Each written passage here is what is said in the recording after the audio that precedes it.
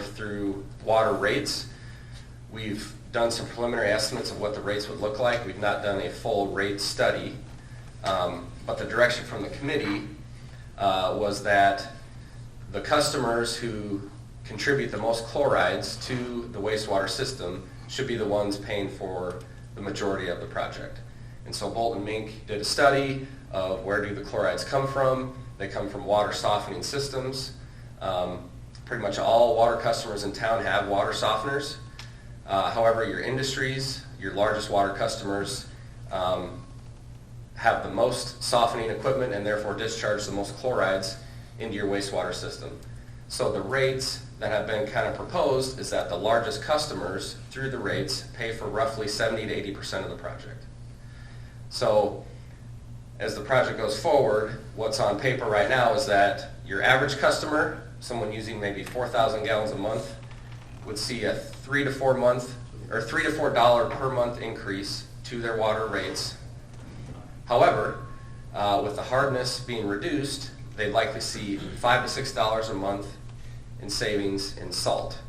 Now, in order to see that savings, they would have to adjust their softeners. That's a fairly simple thing to do, but they would have to do that. So that's the concept that's been presented to your industries and to the committee, and that's the concept we're going with. Yeah, now none of those rate increases would happen until this thing is online and they're actually seeing the benefit of it. So that you're looking 2 to 3 years down the line before any increase happens. Yeah, and that's a good point. It also is going to require quite a bit of public education, because I'm on the committee, so I've been in a lot of these discussions. And what we did, I believe, correct me if I'm wrong, but we went to the top 25 water users. And that's how we separated that top tier. So we're not picking on just a couple big water users. We're picking on and I hate to say it that way, we are proportionately billing who's using it. So that's how it's designed to be paid for. But what I'd like to do is take about 2 minutes and just put this all in layman's terms, because I'm a simple guy. I don't get all the chemistry behind it, but what Dick read here is that our discharge, wastewater discharge, is at 800 milligrams per liter. We're allowed half that, 450 milligrams per liter. So a lot of people say, well, why are you messing with water if it's wastewater is a problem? And the issue is it's much easier to cure the water before it goes to wastewater than it is to treat wastewater once it's there. But there's also another really important thing that has to be said here. This cannot get confused with improvements at the sewer plant that are coming very soon down the road because of capacity. Well, Mars is growing. We're running out of room. So there are two issues here, and the first one is treating the water in reduction to hopefully help our discharge, but not be confused with down the road very soon, the sewer water is going to have to be dealt with in volume situation or volume issues. So I just want to clear that up because I don't want people thinking, oh, one and done. Okay. Am I right? I totally agree. Yep. Okay. Thanks for explaining that. I even understood that. But it's a pretty big issue, and people need to understand that this is the DNR. Okay? It's not because we've just said, boy, golly, how can we, what else can we do? I do have one question for you, though. Are our current wells enough capacity to handle the system that you are projecting?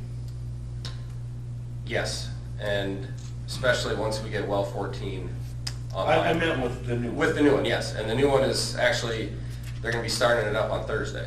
So once, with the new well, yes, we have sufficient raw water capacity to meet the needs of the system, plus have some room for for growth. And you're saying 4 skids, correct?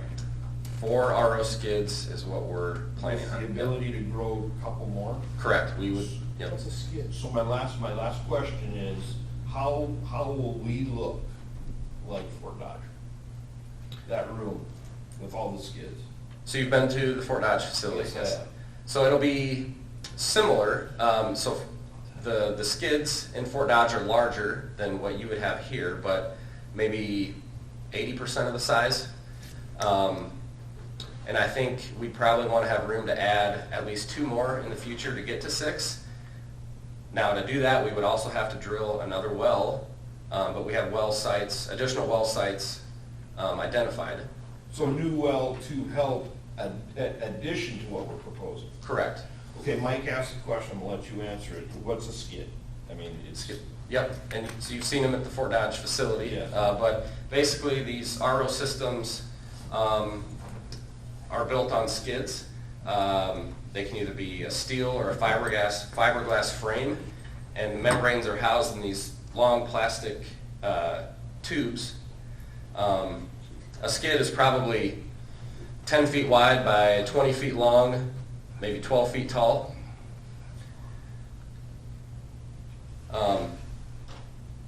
What do they And do? we'd be, so basically filters the water Okay. through a reverse osmosis process. So the pressure, you have to pressurize the membranes, and it forces the water through the membrane and filters out the hardness and other pollutants that could be in the water.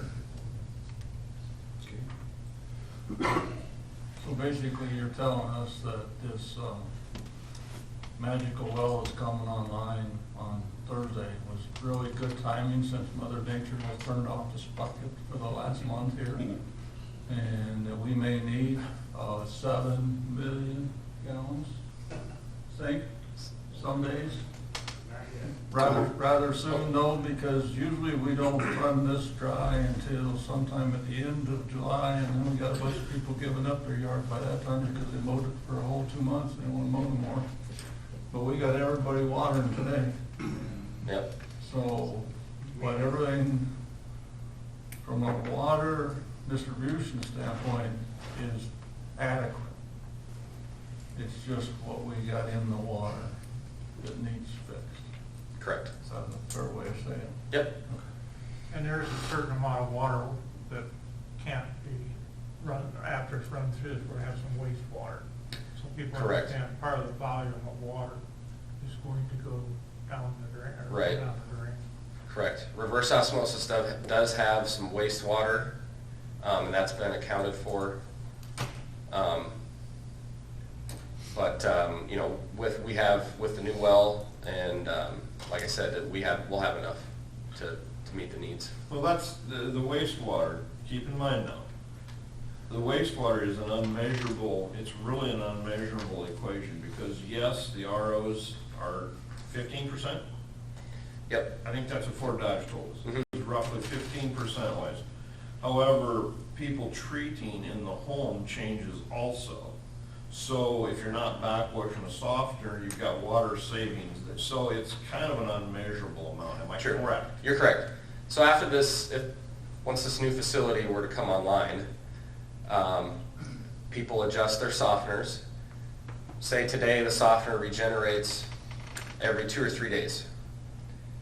Now, that softener is only going to regenerate maybe once every week and a half to 2 weeks.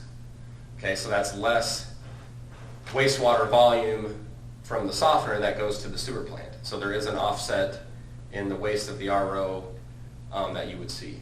But yeah, I agree, it's with so many customers, and you'd have to make assumptions on who all is going to, update their softeners. Yeah, It's hard that's to my calculate. question. You as McClure Engineering, do you go around and lease these? idea. I don't think that's in our contract at this point. But You just have to check that box. There's a 15% Yeah. engineering fee in there, I think there's a whole lot I know. of supervising they can do. No, there's gonna have to be a lot of stories, there's gonna have to be a lot of Education. mailings. There's gonna have to be some education here, because And quite frankly, everybody's gotta chip in, because we've got a problem, period. I agree with We've that. got a problem. And the government, Big Brother, is saying, take care of it, and that's And all. there's a number of those softeners that just run. They're not able to be changed to run sporadically unless you put a timer at its box of junction or whatever like that, because they weren't set up Yeah. to measure flow or timing or whatever. I mean, the newer ones can, but, Mhm. you know, you got 44,000 homes in town. I'm pretty sure you got 2,000 that have no timer ability. Another question I got. So if I Mike, want to take is- advantage of the savings, I gotta buy a new water softener? No, not No, necessarily, you not have a necessarily, timer. not You have necessarily. to have a timer so that you're not having it run all the time I- when it just runs. Yeah, I'm just curious about who's gonna come knocking on my door to sell me stuff. Okay, here's the thing, here's one thing that's, and, the late Scott Lang will testify to this also, so did I. 5 years ago, my softener company, who happens to be called, came out and said, here, Clark, we're going to new models. They said, if you put in this model, I guarantee you, we're gonna charge you whatever, $3 more a month, whatever, but you're gonna say, I more than triple, quadrupled the savings in my salt consumption. And so, yes, the upfront cost was a little bit more, but the backside cost is far less. So yes, Mike, that is true. And the unfortunate thing about some of the Neanderthal systems is it's a 6-day week. And it's because you can divide 6 a lot more ways than you can divide 7. So Rex is right, there's some Neanderthal systems that are gonna need to be educated and, you know, but the benefits far outweigh the, And Clark, to be honest with you, I followed your advice in regard to what you said, and I went that route. And it cost me $5 a month more for the softener, or the Unit. adapter that they put on it. But you can't believe the savings I seen in softener. exactly. So what about these home RO systems for drinking water that filter out particulates and stuff like that? Do they become obsolete? Or No. It's really up to the individual customer. I would expect most of them would probably like to keep it because it'll match the water quality and taste they're always used to. But with the city Particulate's doing. gonna go down? What's that? Are particulates gonna go down? Oh, yes, significantly. Significantly? Yep, probably 70 to 80% reduction in the city's water that gets delivered So to I may everybody's not house. need that thing to get down to an acceptable level, but it's individual taste? Yeah, it might in fact be taste, how you, Right. what you think the water tastes like. You still Or might- looks like. Yeah. Because RO water typically is crystal clear. If you see fuzz in it, normally it's air. But to kind of bring it down to simple, help me out here in case I'm wrong. Right now, our hardness test's right at 36. Mhm. This will bring us to 7, 8, 9? 7 to 8. is what 7, we're 8, okay, targeting. so it's far from perfect, okay? Right. And that's, yeah, so. Yeah, you So won't, we got nobody's the- gonna get soft water in their home. I mean, coming into their home, it's not gonna be considered soft water. It's still gonna have 7 to 8 grains of hardness to it. Right. So it's still considered hard water. So if everybody's still gonna need water softeners if you want your water softened to the way you're used to it. So there's still gonna be plenty of softening in your home. You just won't have to do as much of it. Okay. So he's gonna take the particulates down significantly, is the word the gentleman used. It wouldn't cost any more, that's the word the gentleman used. And we'd have to get it built in 3 to 4 years. Those are the biggest takeaways today? Yeah, because I believe the compliance date from the DNR when the permit was issued was to have this solved by November of 2023. Right, and it can't be solved because But we don't as spend long as 15 million at that. as long as we have a plan and we're already going towards that process, we'll be okay with the DNR. That's what we understand. We're good. Michael, I got one other question I want to ask you, based on, you know, your plans where you're at now and the dollars and Mhm. And this has to deal more with Clark's question on the wastewater side, going out there. Supposedly, are these figures built, supposedly a new industry comes in here, Mhm. and it could be possible. Mhm. It's a big industry. In our water side of it, will this handle that? It depends how big the industry is. I think if the industry is looking for 100 to 200,000 gallons of water per day, yeah. If it's an industry like Wells, who uses 1.5 to 2 million gallons of water per day, no. That would require, much more significant capital improvements. But, On the wastewater side? I'm talking water side. The water side. Okay, okay. All right. There should be enough capacity to handle a new customer, like I said, on the order of 1 to 200,000 gallons per day, which it could be a significant industry. But if it's a customer that needs 1 million gallons of water per day, then we have to expand and do some more improvements. That's also why the plans we're looking at has built-in increases Yeah. That's my in it, question. that, it happens to be, the mechanism is a skid. We'll get by on 4 skids doing exactly what we need to do, okay? If we start increasing by 100,000, we're okay, but if we go up 1 million, we can add skids to the facility we're putting in So place. there is a way to Yep, we would keep up need, with it. I guess that's what Yep. I'm saying. we probably need another well and then add more skids into the building. Yep. So who conducts this pilot study for 100,000? So we will go out for proposals to RO manufacturers, companies that build the skids and build the full-scale systems. They will give us proposals, price proposals. We'll evaluate those proposals and then come back to you with a recommended contract for the city to contract with a company to do it's about a 4-month pilot study. So that goes to, the 100,000 goes to them. The cost of doing all that preliminary stuff you're talking about is part of your 400,000. Correct. Okay.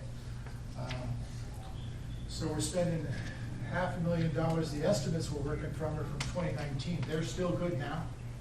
Well, we updated them at the end of last year. So the 15 million was a December 2020 estimate. Oh, so the one dated 2019 there's a different one out there? If the date didn't get updated, that could have been a mistake, but the Where do you see 15, that, The Mike? one we got is right. Is that right? it's 15 million, Yeah, yeah, that's December 2020, I should say, but, that's better. yep. And So, as optimistic as I am, I'm gonna say flat 117. Yeah. It only goes up. It I see only what you're goes saying. up. and that's why, so if you approve this agreement, we would take the project through preliminary design, roughly 30% by probably the end of the year. And at that point, we would hopefully see where construction prices are. Hopefully they settle out a little bit.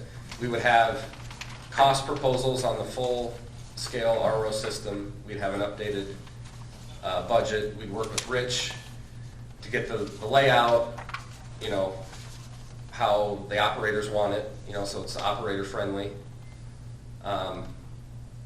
We'd like to go take the staff and others on tours of other facilities. We think that's very valuable. Road trips. Road trip. Florida this winter. Yeah, there's a beautiful one in Florida. Yeah. I'm No, sure, we won't be doing that. I'm sure we could get Terry to fly us down there. If you're gonna go there, get it before. No, we'll do more research we'll do more research of other plans. Yeah. I got a question for Rich. At this stage, do you have a sense for what this is going to be like operating it and staffing and what it's going to be costing and looking like to your crew? Well, I talked to the operator Fort Dodge in the first initial startup it's gonna be a lot of time. I mean, someone's there about 24 hours a day right now, they're doing 12-hour shifts to get it up, they'll get the bugs and that out of it. But they're not thinking that they're gonna have to have too much more staff, maybe one, something like that, so, it's gonna be an experience. For the challenge that needs to be done. I will say though, Write that down. I will say when they, of course, we're setting this up for 2 more skids. If we're needing 2 more skids, we're gonna have to also add on that treatment plant. Because right now, we're running, last Wednesday, we did 5.3 million, it's a 6 million gallon a day plant. So if we're gonna add more skids, we're gonna have to add on a couple filters to that treatment plant too, so just keep that in the back of your mind. It's not just gonna be adding the skids, there'll be more to that treatment plant also. Was this the only alternative that you guys examined this carefully, or did it run up against a plan B that just didn't make the cut, or how did that work for you? Well, line was the other option originally, Okay. also. Yeah. Well, then there was, you know, Bolton and Mink looked at kind of how to handle it on the wastewater side, and there's really no cost-effective way to handle it there. They looked at getting higher limits, and DNR came back and said, we might give you a little bit higher limits, but certainly nowhere near what you would need. And then, yeah, we looked at lime softening, and RO penciled out to be more cost-effective. The price of the membranes have come down since we originally designed that plant, you know, in 2003. Plus, lime disposal costs are, it's very tough to get rid of the waste lime. So, yeah, the RO just penciled out more cost-effective. And the end product, I think, is so much better. Yeah. Okay. But no, but that's a totally fair question, but the one thing that you gotta keep coming back to is our hands are tied. The demon in the detail is we're being told fix it, and that is the little monster. How long have you been working on this, Mike? Over 5 years. 2 years? I've been discussing it for over 5 years. Yeah. We About originally time to thought do something, huh? we thought we'd work with the individuals. Right. And we realized we were working with the wrong group to keep this thing moving forward, so. Okay, any other questions for Michael on this topic? Can you bring back the agreement in November 21? So we can vote as this group? You got a whole bunch of new people if you're gonna wait until after the first of the year to vote on it. Just so you know. Which agreement? Well, the one to move ahead with it. decide- The final design? Yeah, To move to final? Beyond the 30? I think so, don't you? I mean, you don't wanna have a preliminary study done on one group and then have somebody have to approve a contract for 15 million in the first week on the. You guys might all have to run again. No, I'm just pointing out that's not an option.